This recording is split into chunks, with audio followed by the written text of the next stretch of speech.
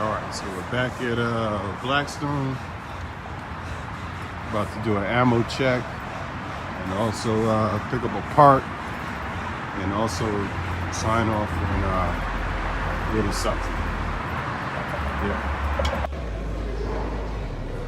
So as you can see, no ammo shortage. Blackstone.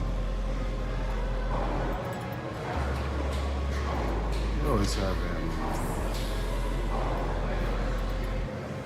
They just put up a new ammo kiosk. That's crazy.